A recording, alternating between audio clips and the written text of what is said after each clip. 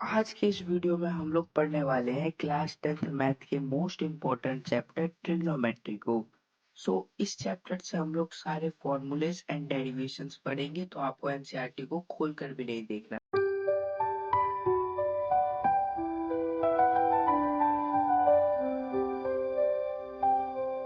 पड़ेगा।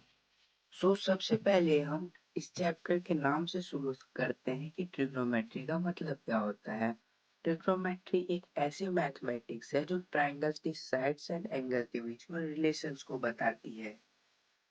Types of triangle. पहला है हमारा इक्विलेटरल ट्रायंगल जिसकी तीनों साइड्स इक्वल होती है। दूसरा है हमारा आइसोस्केलस ट्रायंगल जिसकी दो साइड्स इक्वल होती है।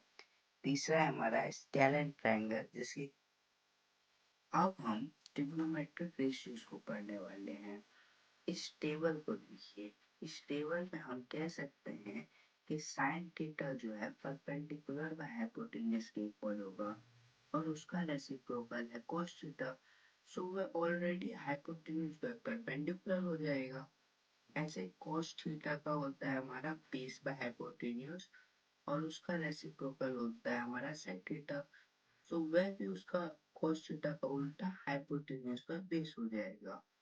ऐसे tan थीटा होता है हमारा परपेंडिकुलर बाय बेस और उसका रेसिप्रोकल होने की वजह से cot थीटा हमारा हो जाएगा बेस बाय परपेंडिकुलर। अब हम थीटा की जगह एंगल की वैल्यू को रखकर इन सब टर्म्स को पढ़ने वाले हैं। इस टेबल को देखिए। ये टेबल बच्चों से जल्दी याद नहीं होता है। इसको याद करने का मैं आपको आसान तरीका बताता हूँ।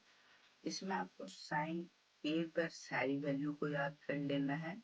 उसके बाद कॉस जो होता है उस साइन को पलट देना है तो आपको कॉस की वैल्यू आ जाएगी। जैसे cos 0 sin 90 डिग्री के इक्वल होगा, cos 30 sin 60 के इक्वल होगा। ऐसे आप कर सकते हैं।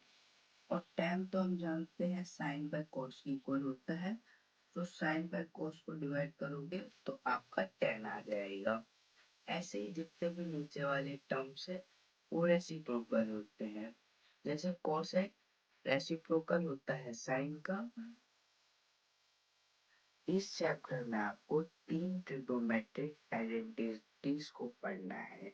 इन आइडेंटिटीज को आपको ध्यान से पढ़ना है क्योंकि इनसे प्रूव वाले क्वेश्चन होते हैं जो कि सबसे ज्यादा हार्ड होते हैं। आपको इनको ध्यान से पढ़ना है। पहला है हमारा tan square B plus cos square b जो कि 1 के इक्वल होता है। सेकंड है हमारा 1 प्लस tan स्क्वायर बी जो कि sec स्क्वायर बी के इक्वल होता है। थर्ड है हमारा 1 प्लस cot स्क्वायर बी जो कि cosec स्क्वायर बी के इक्वल होता है। चलिए हम सबसे पहले sin square B plus cos square b is equal to 1 का डेरिवेशन देखते हैं। इस टाइगर में हम पाइथागोरस थ्योरम के अनुसार कह सकते हैं कि A B plus A C का होल स्क्वायर बी सी के होल स्क्वायर के इक्वल होगा। अगर हम इन एल एच एस और आर एच एस को बी सी के होल स्क्वायर से डिवाइड कर देंगे तो हमारा ये टर्म्स आ जाएंगे। और इसमें हम बी सी को बी सी से काट सकते हैं और A B by B C का whole square cos square B के इक्वल होगा and A C by B C का whole square sin square B के इक्वल होगा। हम कह सकते हैं कि sin square B plus cos square B 1 के इक्वल होगा। ये वाला हमारा फॉर्मूला प्रूव हो चुका। अब हम अगले फॉर्मूले पे चलते हैं। अब हम डेरिवेशन देखेंगे 1 प्लस tan स्क्वायर बी का sec स्क्वायर बी के इक्वल। पाइथागोरस थ्योरम से हम फिर से ये कह सकते हैं कि A B plus A C का होल स्क्वायर बी सी के होल स्क्वायर के इक्वल होगा।